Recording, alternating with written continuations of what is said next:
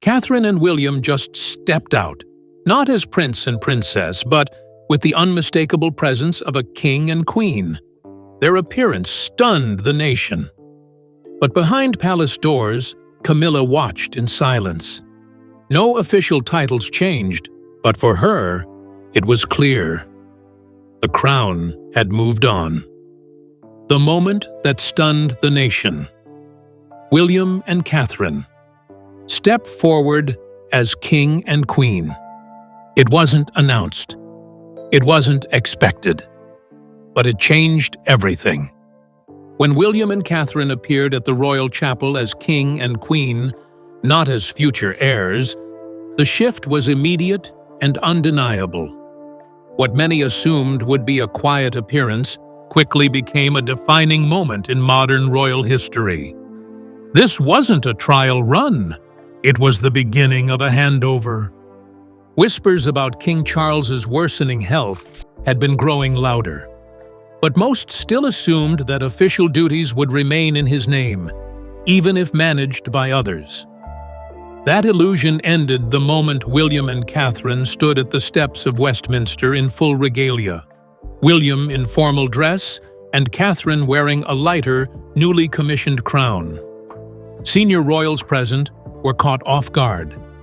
The looks exchanged between the Duke of Edinburgh, Princess Eugenie, and even royal staff revealed how sudden the reality felt, even to those inside the walls of power.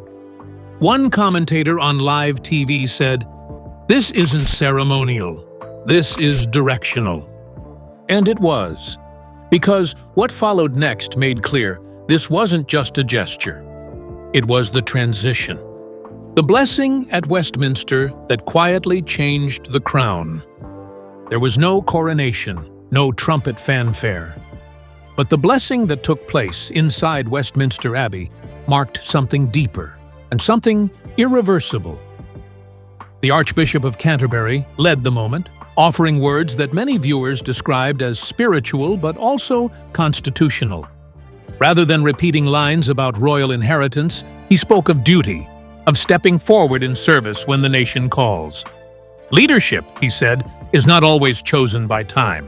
Sometimes it's chosen by need. It was the line that echoed most across social media. Chosen by need.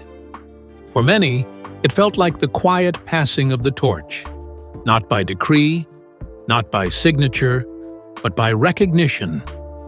Historians would later describe this moment as the true turning point, when symbolic authority quietly became operational. William stood tall but solemn. Catherine lowered her head slightly during the blessing, her expression composed but serious. That visual alone sent a powerful message, one that didn't need to be stated outright. They weren't filling in. They were stepping in. And in doing so, they redefined what royal readiness looks like. Princess Anne's role, the signal no one could ignore. Of all the royals who could have introduced this new chapter, it was Princess Anne who delivered the message, not with words, but with action. She walked forward with the newly commissioned Queen Consort crown, carrying it in both hands. It wasn't the heavier, older crown used in Queen Elizabeth's coronation. It was a lighter design, embedded with private stones gifted to Elizabeth by her father. And Anne's decision to present it herself said everything. Tradition didn't dictate this moment. Anne did. Observers quickly noticed that Anne didn't just assist the ceremony. She directed it. Standing beside Catherine as she received the crown, Anne placed her hand over hers briefly, a gesture the cameras caught, and one royal insider later called a quiet transfer of moral authority. There had been debate internally over whether two crowns should even exist, one for Catherine, another for Camilla. But Anne settled it, choosing a symbolic route that made Catherine's crowning feel earned, not borrowed. And just like that, the royal family's message became visible. This is who we stand behind now. Catherine's composure, acceptance of burden, not glory. As the crown touched her head, Catherine didn't smile. She didn't beam with pride. Her expression remained solemn, her hands steady, her gaze soft but focused. For those watching closely, this was a different kind of queen. Not one drawn by spotlight, but one shaped by preparation. For years, Catherine had supported William quietly, raising their children, building public trust through steady service. This moment wasn't about glamour, it was about gravity. She wore the crown for only a brief time, removing it before addressing the crowd later that day. Her message was simple: we serve where we are needed. The public saw not just a future queen, but a leader stepping into the present. It wasn't glory on her face, one royal analyst noted. It was weight, and she carried it. Catherine's demeanor throughout the ceremony redefined her image. She wasn't simply stepping into history, she was shaping it, with quiet strength and no theatrics. And as she walked beside William afterward, her new role already felt natural. The Windsor Walkabout, power made visible. Hours later, William and Catherine emerged again, this time at Windsor Castle, walking together through a crowd that had already started to gather. No official press release had gone out. No media briefings had prepared the public. But they came anyway. This wasn't just another royal appearance. This was visibility turned into leadership. People held handmade signs reading, "Our Queen Catherine," and "God Save the King." Veterans saluted. Children handed Catherine wildflowers. The public's emotion was raw, but grounded in recognition. This wasn't symbolic anymore. The future had arrived. One elderly woman near the front said through tears, "I never thought I'd see the next king and queen while the old one still lived." Catherine knelt beside a child in a wheelchair and said softly, "We're here for you. That's all this means." Those few words, "We're here for you," carried more power than any title. Because they spoke to something the monarchy had sometimes lost: closeness. And with that walk through Windsor, any remaining doubts about the shift were put to rest. Camilla's absence, a silence that spoke volumes. As William and Catherine walked through Windsor and the crowds cheered for their future king and queen, one person was noticeably missing: Queen Camilla. Official statements said she was resting and staying out of the public eye due to the king's condition. But insiders told a different story. Camilla was watching the events unfold from Ray Mill House, her private Wiltshire residence, the same place she used to retreat to in earlier royal controversies. This time, it wasn't just a quiet escape. It was an emotional turning point. For years, Camilla had weathered criticism and gradually gained acceptance. From mistress to consort, she rebuilt her image through patience and consistency. But watching Catherine crowned and blessed, with the nation embracing her as queen-in-waiting, was something different. It was hard not to see it as a public replacement. She felt sidelined, one palace source revealed. It wasn't about jealousy. It was about realizing the spotlight had moved permanently. Camilla's absence was felt more deeply because it wasn't explained. And in royal circles, silence is never neutral. The fact that she didn't attend the blessing, didn't walk with the family, and wasn't present during key moments made her position feel suddenly peripheral.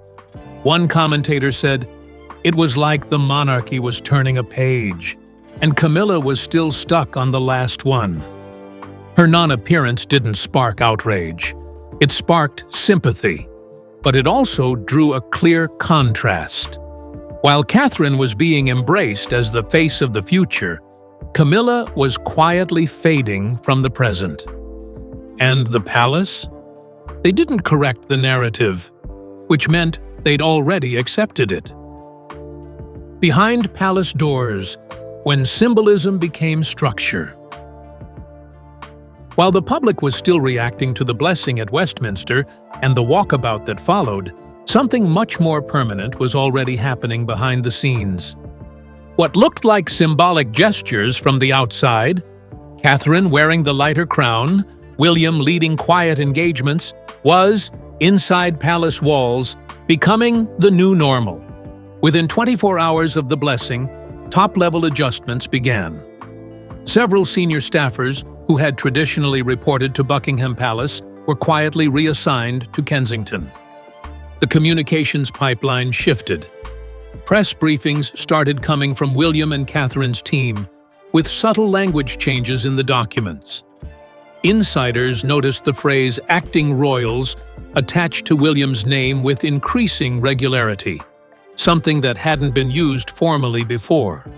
There was no official memo, no public declaration, but the messaging was intentional, and the structure was beginning to match the story the public was seeing unfold.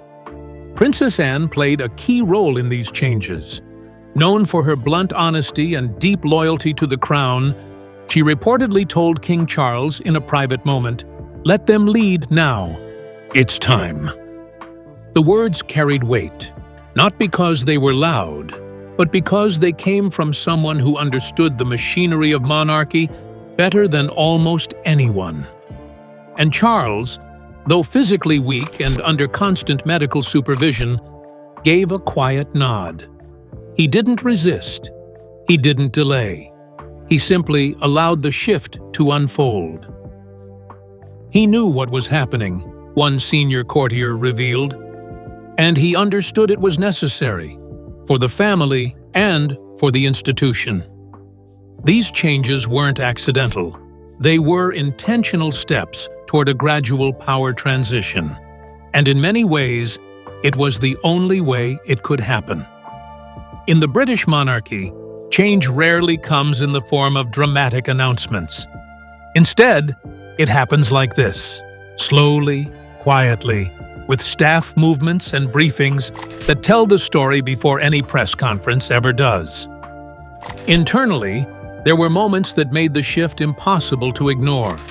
At one policy roundtable, senior advisors stood when William entered, a subtle but powerful gesture that hadn't been standard in previous months. At another engagement, a foreign diplomat referred to Catherine as Her Majesty and wasn't corrected. These weren't just errors, they were signals of a new understanding taking root, even without official sanction. Political commentators began using new language too. One columnist described the moment as a constitutional earthquake in slow motion. Not loud, not chaotic, but irreversible. And that's what made it real. Because in royal history, real change doesn't often begin with declarations. It begins with acceptance, with behavior that evolves before the rules are rewritten. And by the time the public notices, the transition has already taken place. Catherine begins leading without ceremony. While the public was still reflecting on the symbolic walkabout and the quiet blessing at Westminster, Catherine had already returned to duty. But this time, something had changed. It wasn't the setting that was different, it was the atmosphere around her. No official title had shifted, no proclamations had been issued, but her role was no longer ceremonial. It was operational. Within days, Catherine hosted a roundtable discussion with Commonwealth youth ambassadors inside Kensington Palace. There were no cameras, no formal press call, yet the few lines released afterward made headlines around the world. "We serve, regardless of titles. That's the principle we're guided by," she said in her opening remarks. That single sentence struck a chord, calm, clear, and deeply grounded. It wasn't about power, it was about purpose. Inside the palace, staff began noticing a shift in protocol. Where Catherine's office once sought approval for major initiatives, They were now simply informing the others of their decisions. Meetings were being called from Kensington, not Buckingham. Strategic updates came from her aides, not routed through Charles or Camilla's team. The lines of leadership were redrawing themselves, and no one seemed surprised. At several briefings, Catherine appeared alongside Princess Anne. That pairing wasn't accidental. In fact, insiders say it was carefully planned. Two women from different royal generations, now working side by side, offered a picture of quiet authority and continuity. Anne, known for her unwavering duty, and Catherine, representing a modernized vision of the monarchy, formed a formidable team. It was like watching tradition and transition in the same room, one palace staffer shared. No rivalry, just rhythm. Meanwhile, Camilla remained out of sight. Official explanations cited rest, recovery, and time with King Charles. But in the absence of visibility, speculation grew louder, and the visual contrast became impossible to ignore. European media began calling Catherine the Queen in all but name. Major newspapers in France and Germany ran front-page photos of her at youth events and community visits. American outlets followed suit, praising her tone as modern, maternal, and measured, a far cry from the rigid, traditional image once attached to royal consorts. But none of it felt staged. That was the real shift. There was no effort to force an image. No grand optics campaign. Just a steady presence, showing up where it mattered. Doing the work. This wasn't about stealing a spotlight. It was about stepping into a vacuum the public had already filled with expectation. And in that space, Catherine wasn't just performing royal duty. She was redefining it. The monarchy, long criticized for its sluggish pace, was now showing a different side. It wasn't waiting for paperwork or a coronation. It was adapting in real time. And Catherine had become its most undeniable signal yet. What came next was no longer a question of if. It was when. The private meeting at Ray Mill. Acceptance and pain. While the country watched the emergence of a new royal rhythm with admiration, far from the cameras and ceremonies, something deeply personal unfolded. It was a quiet moment, unannounced, unfilmed, yet unforgettable to those who knew about it. That week, Prince William made an unpublicized visit to Ray Mill House, where Camilla had chosen to stay during King Charles's ongoing recovery. There were no aides, no security briefings, no press leaks in advance. Just a meeting between two people, one a future king, the other a queen who had seen her time pass. According to palace insiders, William came not to argue or to demand, but to acknowledge. He reportedly thanked Camilla for her years of loyalty and grace, especially during the years when the public had not yet accepted her. He recognized her strength beside King Charles during his most trying moments and assured her that history would remember her service. But he didn't avoid the truth either. The country needs to see stability, he told her, according to someone familiar with the conversation. And right now, that means Catherine and I must lead. There was no aggression in his tone, no ultimatum, just clarity. And that clarity hurt. Camilla, who had spent years bracing for the moment when the crown would pass from her generation to the next, had always imagined it would be formal, perhaps ceremonial. She hadn't expected it to feel so final in a single sentence, in a sitting room without fanfare. "I always knew this day would come," she reportedly replied. "I just didn't think it would feel like this."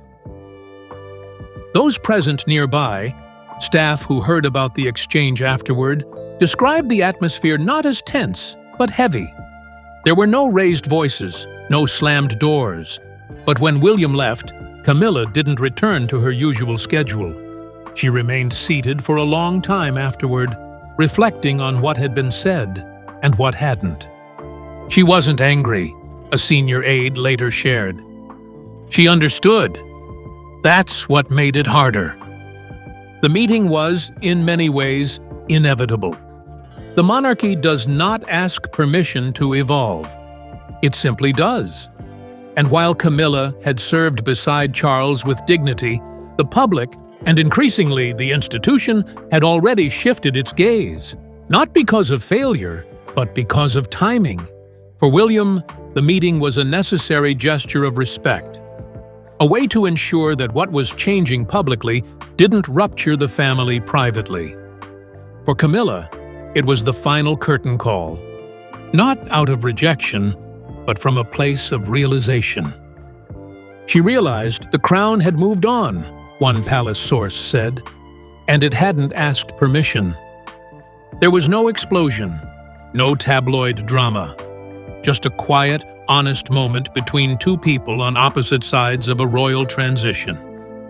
And in that moment, something closed, gracefully, and perhaps permanently. Camilla in tears. When the crown moved on, Camilla watched the latest footage from Windsor alone, seated in the quiet of her private sitting room at Ray Mill House. The television showed a familiar image, Catherine, poised and composed, stepping out beside Prince William. She was visiting a children's hospital that morning, offering words of comfort, bending to meet a young girl's eyes, and delivering a message of unity that spread across headlines within hours.